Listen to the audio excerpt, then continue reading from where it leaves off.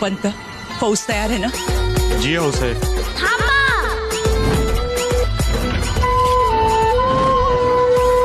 आऊ साहेब, आम्हीही येणार तुमच्या सोबत. तुम्ही शंभूराजे?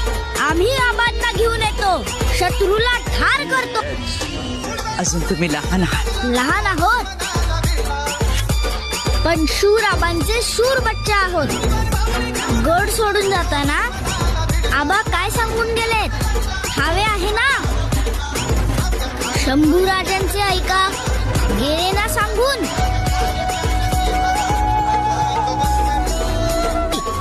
मग आम्ही काय करायचे? आशीर्वाद द्यायचे.